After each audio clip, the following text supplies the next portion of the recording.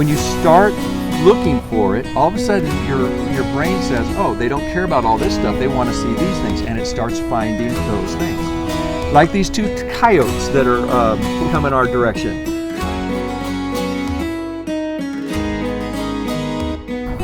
Hey y'all, I'm out here in the park with one of my clients. This is Jason. Tell us about some of your wins. If you keep a journal, a log. I'm sorry, a log. I don't call it a journal. It's not a journal. It's a log. You keep a log, right, of your wins. Right. And it's something we talked about in the very beginning. Right.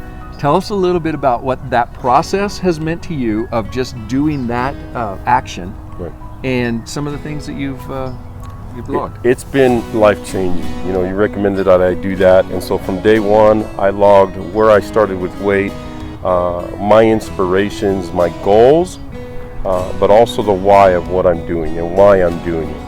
And so day one, we put weight. And so what it's trained me to do and what it's taught me to do is to really look for the small wins each and every day, not the deficiencies or maybe I didn't do as many push-ups as I should have, but really the wins. And really enjoy those, really acknowledge those, and revel in those, and then always try to add those each day or every couple days. And it's just been truly phenomenal to go back and look at them, not from where, to always look at where I came from, but also what's so much more capable of, what I'm so much more capable of. And so it makes me sad to go back and look to think, man, I sold myself so short. And now that I realize what's possible, it's like, I am capable of so much more. Yeah. And so I think another big thing for me is what it's done for my wife. I started this journey, and shortly after I started this journey, we realized she had heart failure.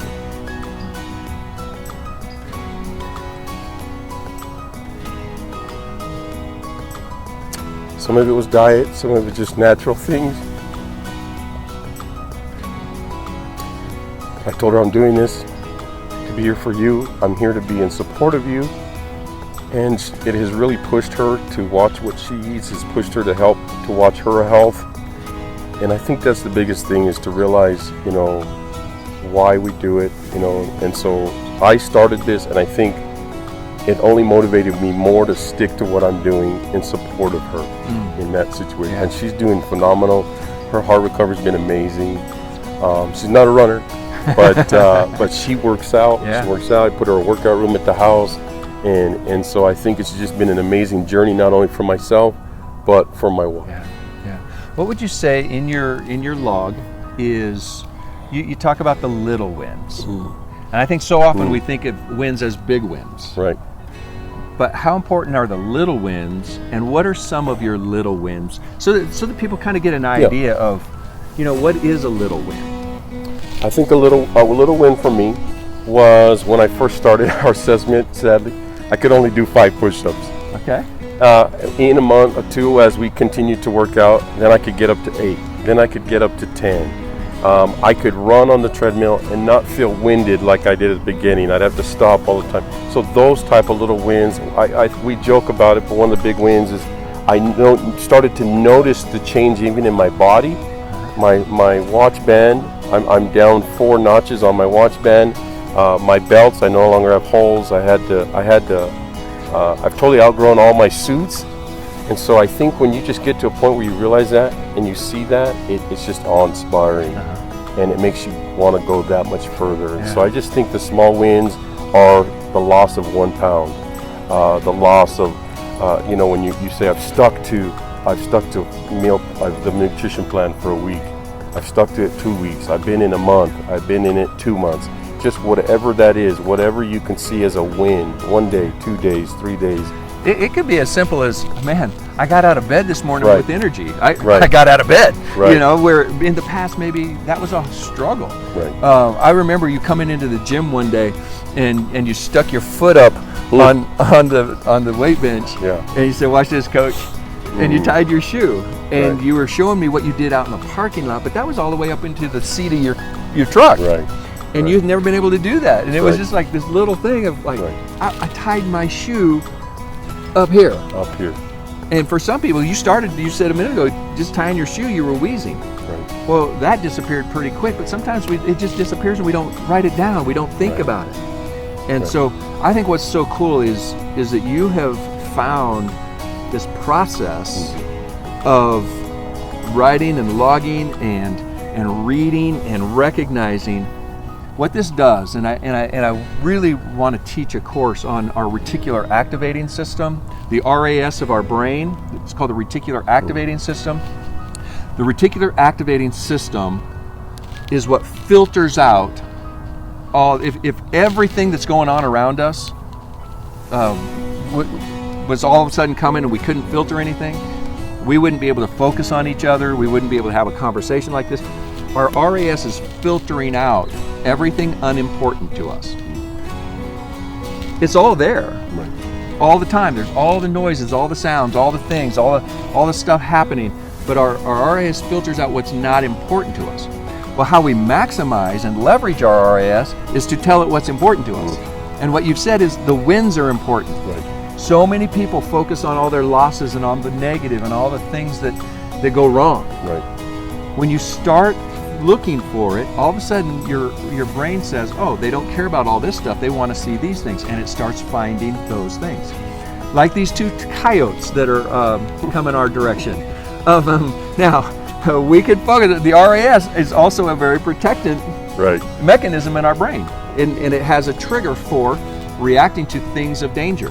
That's why all of a sudden you can see something like that. And so that's a great example of how our RAS works, is it picks up the dangers around us. It picks up the things that are important to us that we need for our health. But we can control that. Right. And your journal, your log, is a control mechanism telling your RAS what's important to you, and now you find it all the time, don't you? Right. I do. You see wins all the time.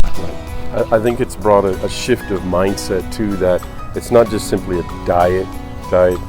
So it's not a diet. This is a change of mindset. It's a change of lifestyle, and incorporating that into lifestyle. So I think that log 2 also lets you know this isn't just a small goal. It's a lifestyle. It's over the span of our lives, right? It's a lifestyle change, mindset change, and so that's just been phenomenal for me. And it's been phenomenal for my own health and this journey, right? I don't call it a health, even just a diet anymore. It's a health journey. Yeah. If you could encourage and inspire somebody and say something to somebody who's struggling with their health, kind of back, where you were. If you look back to yourself, what would you tell yourself 6 months ago? What would you tell somebody who's kind of where you were?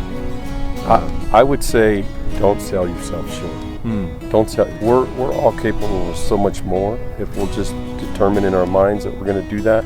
If we'll know what our why is, and let that drive us each and every day. But have goals. Those goals are important. Have goals, but more than that, know why we're doing it, and then just really stick to that. Make a decision in our mind, and I think a big part of what we do is also having somebody to hold us accountable, to have a support system, a community of people that are doing the same thing. We are all at different levels.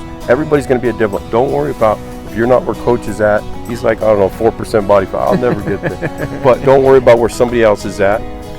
And one thing that we talk about when we go to the gym is I leave my pride at the door. I don't compare myself to somebody else, where they're at, what they're doing. I do this for me. So first of all, do it for yourself. Don't sell yourself short. You're capable of so much more.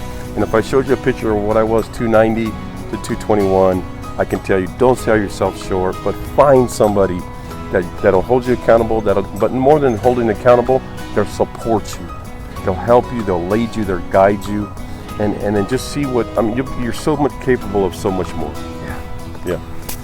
Brother, I love you. Thank you, Coach. I tell you what, it's been absolutely a pleasure